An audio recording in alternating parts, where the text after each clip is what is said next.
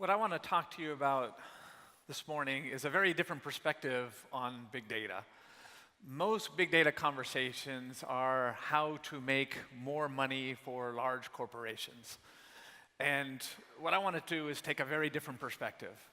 How to use big data to improve quality of life for individuals. It's a very different perspective.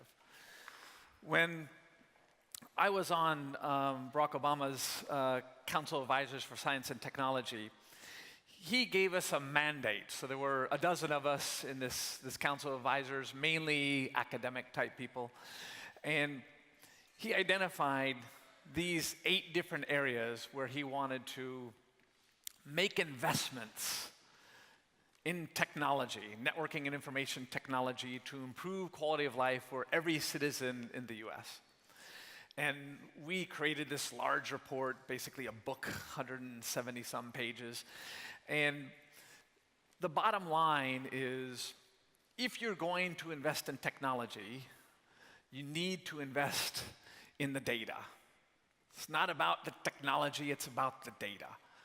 And so if you look at the executive summary, last sentence, first paragraph, every federal agency needs to have a big data strategy. So what does that mean? What does that translate to in terms of capability? Obviously, these are investments that the government makes. The sort of fruition of these investments takes a long time. There's some very tangible things that happened. For example, during Barack Obama's second term of the presidency, he made law the Open Data Initiative. All data created by federal agencies, unless they violated privacy or security, should be made open data on data.gov. So if you were here earlier and you saw the person from NASA presenting, NASA collects a huge amount of data, for example, weather data. You saw some of the pictures from that. That is public data. Anyone can access that data. And so you get sites that are built on that data. You have commercial uses of that data, and that creates value.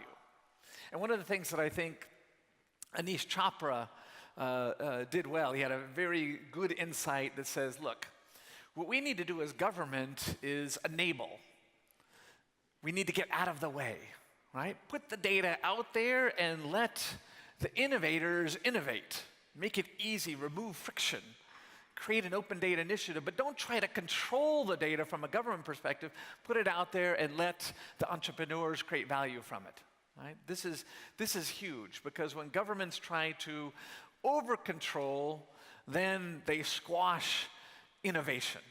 Right? So many people don't realize the internet was actually first invented in France. Right? It wasn't something that came out of the US DARPA project and ARPA project and all that. The problem was that Minitel was over-controlled and they killed it. Right? So put the technology out there and then that innovation take over from there. Right? So we look at big data. There's really 3 waves of big data. The first wave of big data was essentially weblog data.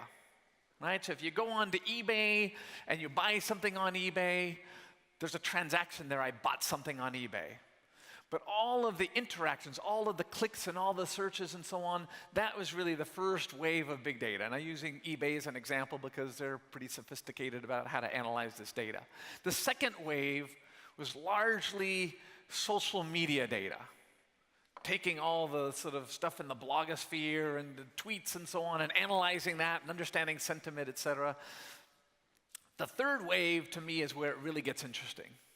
Third wave is sensor data, and that's really where we are right now. And we're at relative beginning stages of this, but the volume of data that would be created by sensors is orders of magnitude larger than what you're going to see in either of those previously initiated 2 waves of big data.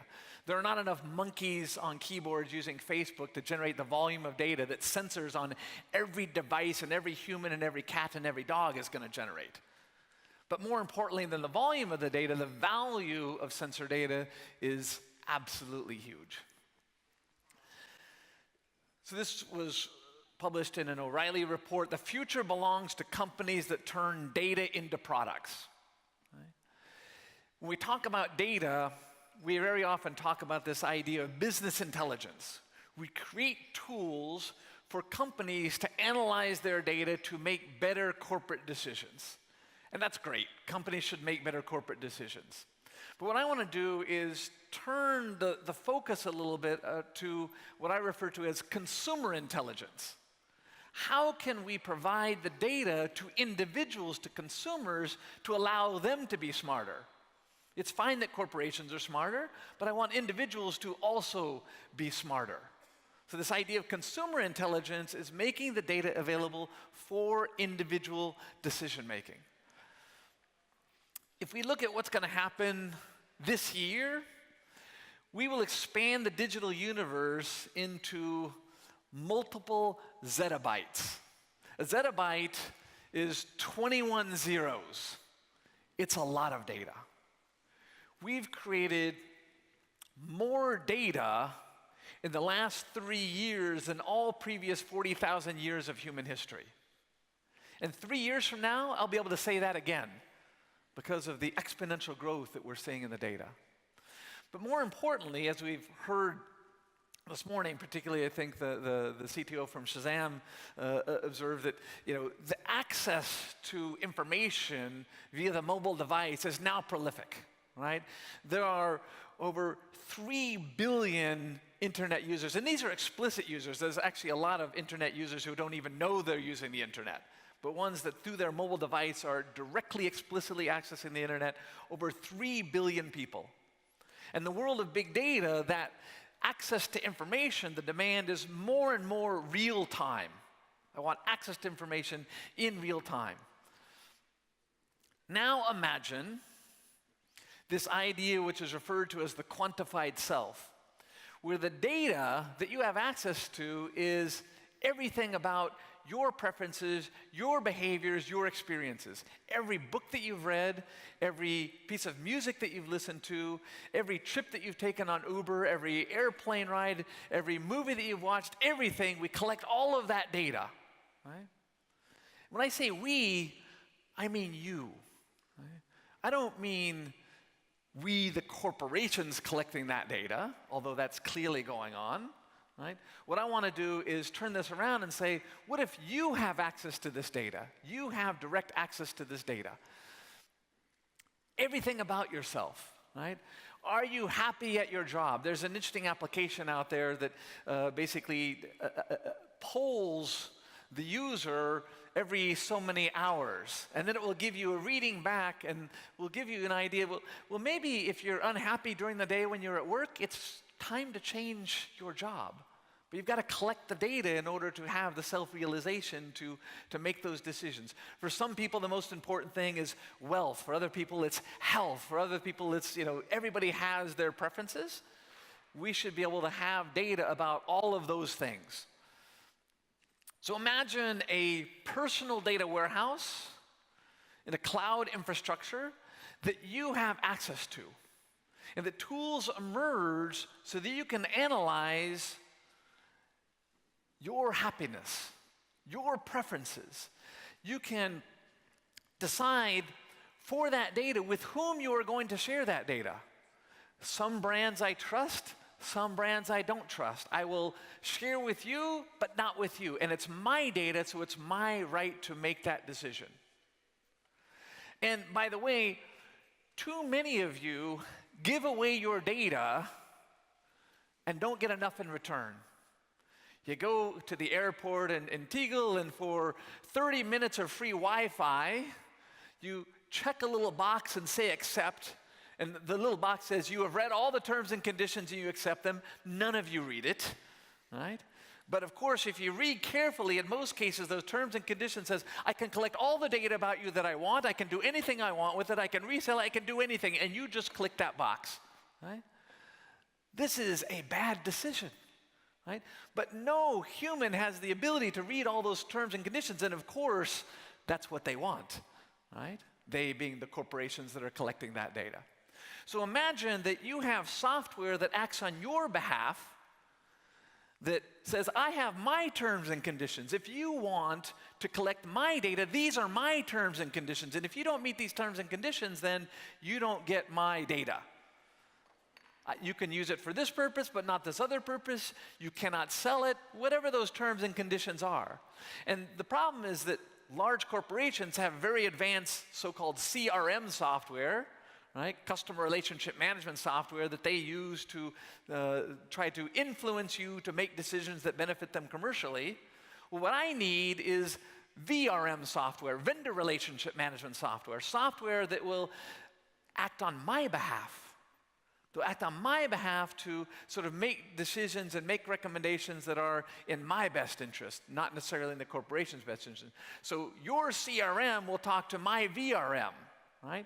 We need to rebalance the game because right now, all the firepower is in the hands of the corporates, and there's not enough firepower in the hands of the individuals. So there's the rebalancing that's required.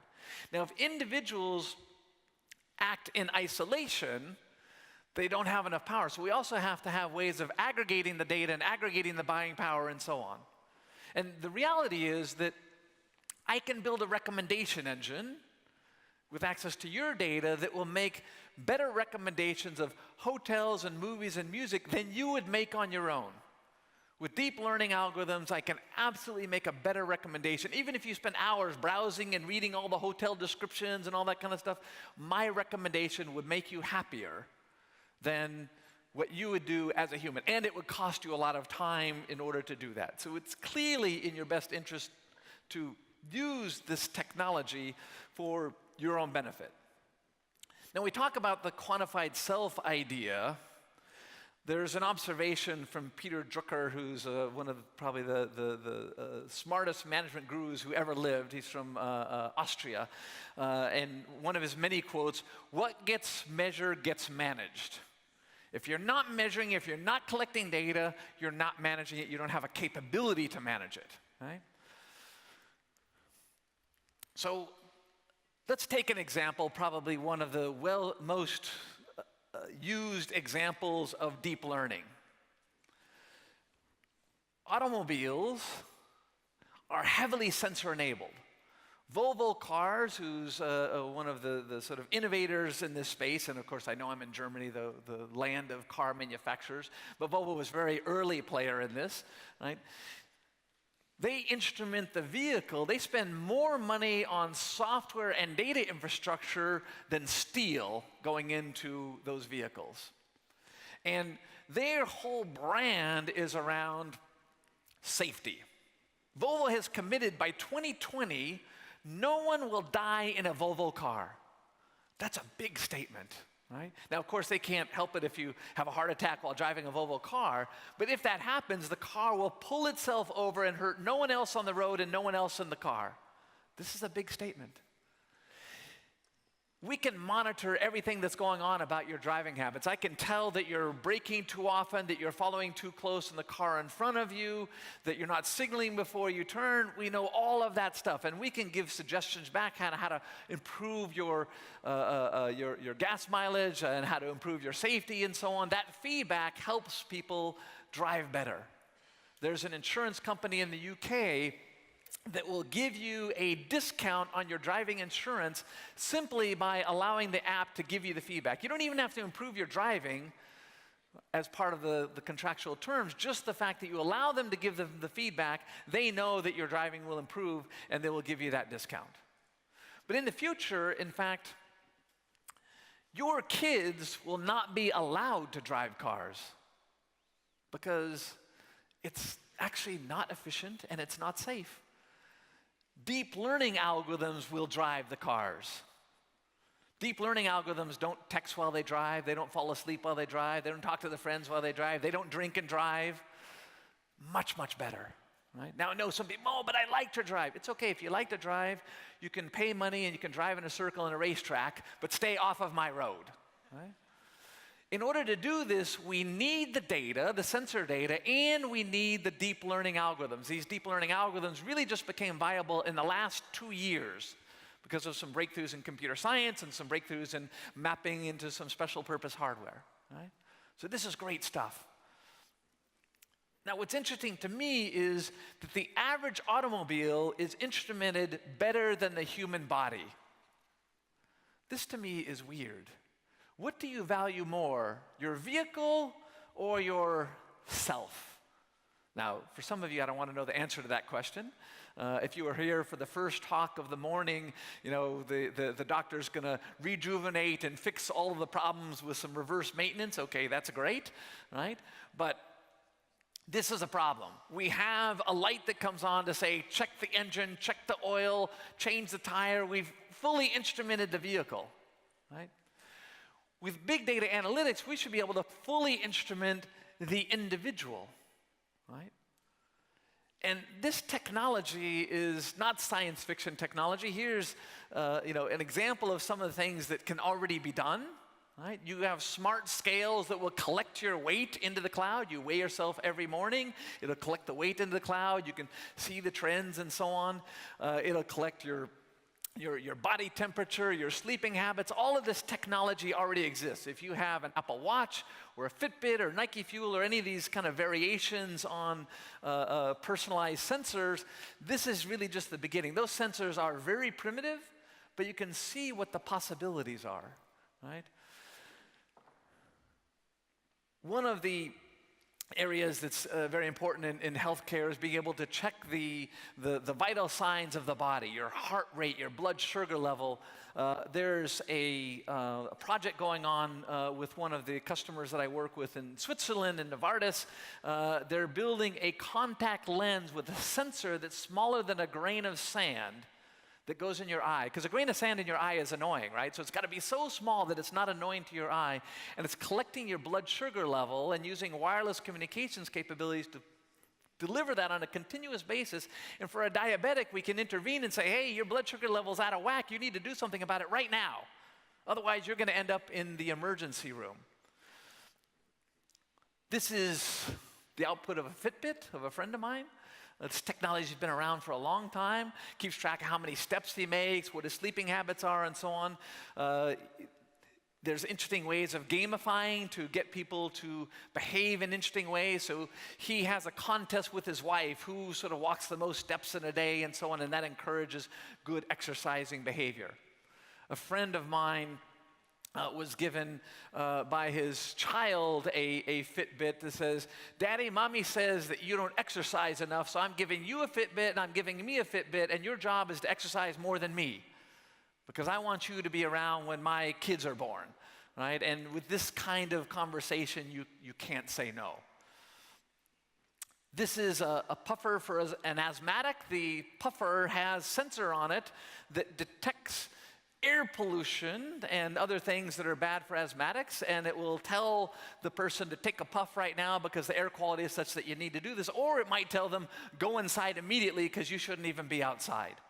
Right? So the sensor technology exists to do this today. The idea is self-learning through self-tracking. Provide the data to individuals so individuals can make good decisions. Corporations aren't the ones that should be making the decisions for me. I should be making the decisions for me, but I need data and I need access to data in order to do that. Now, if this is all happening, there are some concerns here, right? If we're collecting all of this data, identity theft gets a lot easier, right? So we need to protect the data that's ours.